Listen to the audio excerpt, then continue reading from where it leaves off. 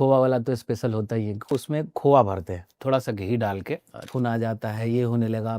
कि आपके गया साइड में वो भी बहुत फेमस है, अनरसा करके कुछ कहते हैं। हाँ हाँ, अनरसा। अनरसा क्या होता है अनरसा, थोड़ा दर्शक सबको बताइए आप। अनरसा होता है चावल का आटा होता है, शायद जहाँ तक मुझे मालूम है कि चावल का आटा होता है, उसको गूंथ करके उसमें खोआ भरते हैं और भर के उसको उसके ऊपर तेल वेल चिपकाते हैं और फिर उसको फ्राई कर देते हैं। पेठा अलग होता है हाँ, अनरसा से? पेठा अलग होता है। पेठा तो एक जो आगरे वाला पेठा होता है वो अलग होता है, मुरब्बा उसको हम लोग बोलते हैं, वो भुआ का बनता हाँ है। वो अलग होता है। हाँ हाँ, पिट्ठा कहते हैं, सॉरी पेठा हम बोल दिया, पिट्ठा भी बनता है। पिट्ठा पिट्ठा वो चावल का आटा से होता है, तो उसको फ्राई नहीं करते। अच्छा। सेम ही प्रोसेस, मुझे लगता है कि सेम ही प्रोसेस होता है, उसको फ्राई नहीं करते। और पीठा में होता है कि उसमें चोखा भी डाल देते हैं, उसमें दाल भी डाल के बनाते हैं। खोवा वाला तो स्पेशल होता ही है, खोवा डाल करके फिर उसको दूध में ही खौलाते हैं। ओ तो उसका तो भाई, और वो खाते हैं स्पेशली सिर्फ पूस में ही। ठंडा के मौसम में। हाँ, बोलते हैं पूस का पूस पीठा। हाँ हाँ, मतलब उसका फिर तीसी और गुड़ डाल के बनता था, वो वाला बड़ा मजेदार होता था, तीसी और गुड़ डाल के। सुख तो था वहीं 10वां तक, जब तक गांव में थे ना, सुख तभी तक था। अब समझ में आता है, यदि अभी पता होता कि इधर इतना ज्यादा नौटंकी है तो फिर उसी समय वापस हो लेते, टीचर उचर कुछ मेहनत करके बन के उधर ही स्कूल चलाते। इधर तो देखिए ये क्या खाना है, आपको गेस करना है कि ये क्या खाना है। ये है तो कद्दू चना है, और ये तो प्याज नहीं, पकौड़ा। कद्दू महाराज थोड़ी बोलता है इसको, लौकी बोलते हैं ना। हमने तो कद्दू ही बोलते हैं। तो देखिए क्या हुआ था कि पंचायत में विनोद भाई को तो मौका मिल गया था प्रधान जी के यहाँ जाके भोज खाने का, जिसमें उनको पूरी और लौकी का सब्जी खिलाया गया था। हाँ तो हम सोचे कि यहाँ पर आप डिजिटल कमेंट्री में आए हैं, हाँ, तो माधव को ना सही, बुल्लू भाई को ही सही। देखिए अब इसमें मैं बताता हूँ आपको। ये जो है ना, ये मेरा फेवरेट है। अच्छा। लेकिन इसके साथ मुझे चावल चाहिए। हाँ तो ये चावल का व्यवस्था नहीं नहीं नहीं नहीं, ऐसा ही अभी थोड़े खाना का, अभी तो शाम का टाइम है, ये ठीक है, जो होगा हम खाएंगे। लेकिन इसके साथ आप चावल खाएं, और इसके साथ आलू का भुजिया या चोखा हो, फिर आप थोड़ा सा घी डाल के, अरे मतलब सुख के चरम पे रहेंगे आप, मतलब उसी के आसपास कहीं स्वर्ग होगा। हाँ। अब मुझे तो ऐसा ही फील होता है खाते समय, यदि कुछ मन का खाना मिल जाता है, सब भूल जाते हैं, मजे से खाते हैं, बहुत कंसंट्रेशन के साथ खाते हैं। अभी आप बोल रहे थे ना भुंजा खाने के लिए, मुझे वैसे नहीं खाया जाएगा। जब हम खाते हैं तो बात नहीं कर पाते, अच्छा। और नहीं हमको अच्छा लगता है बात करने में। थोड़ा है मेरा खाने का कुछ ज़्यादा ही है, मतलब ज़रूरत से ज़्यादा। अब तो इधर धीरे धीरे एक्टर हो रहे हैं, डायरेक्टर लोग बोलते हैं यार तुम ज़्यादा मोटे हो रहे हो, तो थोड़ा थोड़ा कंट्रोल भी कर रहे हैं, जो कि मुझे सबसे ज़्यादा अब लगता है बुरा यार। तो क्या आज से सालों पहले जो बुल्लू कुमार अपने गांव से निकल के शहर आया था अपना एक मकाम बनाने के लिए, अपने अंदर के गांव को जिंदा रखने के लिए उसको कितना स्ट्रगल करना पड़ा गांव को जिंदा रखने के लिए? अभी तक तो मुझे स्ट्रगल नहीं करना पड़ा है, क्योंकि मतलब महीने 2 महीना 3 महीना बहुत हो जाता है मेरे लिए। फिर हम भागेंगे, कहीं रहे वहाँ छूटेंगे, सीधे घर का टिकट। प्रोडक्शन को भी पता होता है कि अब बुल्लू जी घर जाएंगे, सीधे गया का टिकट होता है, घर जाते हैं, 5-7 दिन रहे आराम से। और घर पे भी कोई काम नहीं होता है मेरा, मतलब जब पापा मम्मी थे तब भी, और आज सिर्फ कोई नहीं है, हम ही अकेले, फिर भी मेरे से काम नहीं होता है। घर गए तो हम 1 मिनट के गाँव से बाहर नहीं जाना चाहते। यदि कोई काम भी कर दे तो किसी दोस्त को बोले अरे भाई जा रहा है, बाजार जा रहा है क्या, ये सामान ला देना, नहीं तो हमको जाना पड़ेगा। तो गांव वाले भी जानता है कि कोढ़िया आया है गांव, तो गांव से निकलेगा नहीं। ये गांव का मेरा बहुत भयानक कमजोरी। क्या करते हैं गांव में?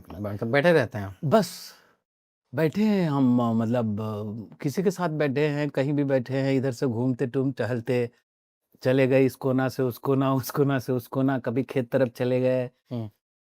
और पता नहीं सही में क्या इतना देर क्या क्या बात करते हैं, 10-15 दिन ऐसे गायब हो जाता है, पता ही नहीं चलता कि हम 15 दिन गाँव रह गए। यही सब है। हम बस कहीं बूढ़ा के पास बैठ गए, मंदिर के पास, तो कुछ हमको बूढ़ा लोग से बात करने में बड़ा मजा आता है। क्योंकि और हम सबसे पहले यही पूछते हैं कि आजादी के पहले कैसन था जा।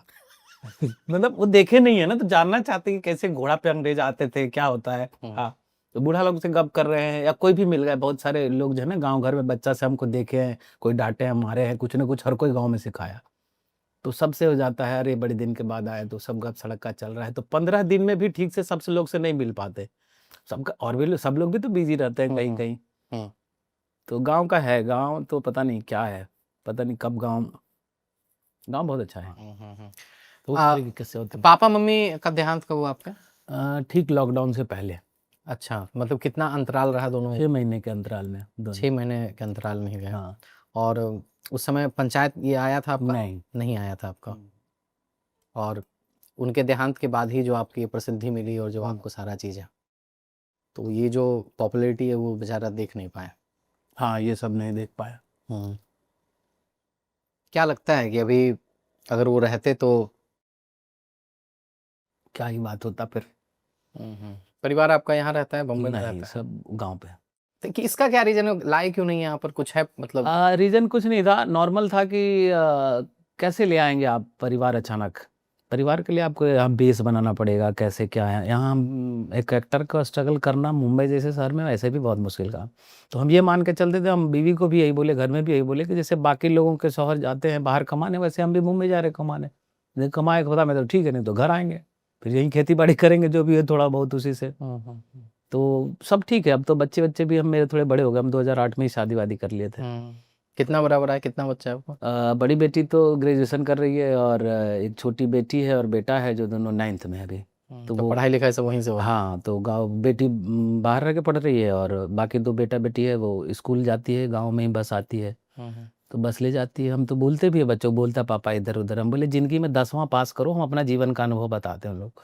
10वां पास करो उसके बाद इतना घूमना पड़ेगा ना कि आजीज़ हो जाओगे। सही बात। कहीं भी कोई भी फील्ड में आप होगे तो बाहर ही रहना पड़ेगा, फिर तो तरस जाता है आदमी कि फिर से घर जाए। तो बोले इसको जी लो, जितना जीना है तो उन लोग जी रहा है। हम एग्जाम्पल हैं उसके। 10वां के बाद हम घर से बाहर निकले और अभी तक बाहर ही हैं। हाँ। 16 साल की उम्र में घर से निकले, आज हमारा 35 साल हो गया है। तो हम 17-18 साल से, 19 साल से बाहर ही बाहर हैं, क्योंकि बिहार का थोड़ा वैसा परिवेश उस वक्त भी था और आज भी, मतलब इतना कुछ बहुत बदला नहीं है। शिक्षा के लिए हम लोग को आज भी बाहर जाना ही पड़ता है, तो वो तो है। बट बुल्लू भाई एक चीज बताइए कि पंचायत आने के बाद जीवन में स्थिरता तो आई होगी। हाँ। आर्थिक मुश्किलें जो थी वो कम हुई होंगी। पंचायत को आप कैसे देखते हैं, पंचायत के बाद की जिंदगी? पंचायत मेरे लिए एक एज एन एक्टर एक वरदान था, मतलब वरदान ही जैसा था हमारे लिए तो। कि बहुत सारी चीज़ें थी कि एक तो घूमते रामनगर और ये सब में, तो मेरे थोड़ा झिझक भी था क्योंकि गांव से ही रहे ना, कहीं स्कूल भी पास होकर के नहीं आए थे। तो होता ना कि दिल्ली गए आप, कहीं FTI पुणे हो आए तो थोड़ा आप ग्रो अप कर जाते। तो आपकी पढ़ाई कहाँ तक हुई है? मेरी ग्रेजुएशन की पढ़ाई गया से की और उसके बाद फिर पटना आ गए, थिएटर पटना में थिएटर किया 10-12 साल। उसके बाद फिर मुंबई। तो बहुत कुछ चेंज हुआ, मतलब एज एन एक्टर संतुष्टि होने लगी कि ठीक किया। नहीं तो पंचायत से पहले पहली बार ये होने लगा था कि लगता है गलत चुनाव कर लिया। करियर में होता है ना, शुरू तो आप जब युवा होते हैं, जोश होता है, तब लगता है कुछ भी मुझे रोक नहीं सकता। नहीं, अभी पूरा खाएंगे। खाने दो भाई। हमको बस टिश्यू पेपर दे दो। हाँ, टिश्यू मुझे भी दे देना। तो डायरेक्ट काम मिलने लगे, बिना ऑडिशन के काम, डायरेक्ट फोन आ जाता है। ये होने लगा, कर्जे वर्जे हो गए थे इतने सालों में। होता ही है ना, आप घर चला रहे हैं, बीवी बाल बच्चा, मुझे खुद ही नहीं समझ में आ रहा था। और हम इस बात से, जब भी ये सब पैसे वैसे को लेकर कष्ट होता था तो मुझे ये जरूर मजबूती प्रदान करता था कि ये जो कष्ट है वो एक दिन उल्टे भी आएगा, जबकि इतना पैसा होगा कि खर्चा करने के लिए नहीं। विश्वास था मन, ये विश्वास था हमेशा। जब भी दुख होता है तो मुझे विश्वास होता है कि एक दुख जाएगा और इस दुख के ठीक विपरीत सुख आएगा। तो ये हमेशा से रहा। बहुत मेलोड्रामा मेरे लाइफ में चलता रहा शुरू से लेकर अभी तक। लास्ट तक रुके हो, मतलब क्लिप आपको इंटरेस्टिंग लगी तो subscribe to digital commentary clips. और फुल पॉडकास्ट तो इससे भी ज्यादा इंटरेस्टिंग है, जिसका लिंक आपको डिस्क्रिप्शन बॉक्स में मिल जाएगा।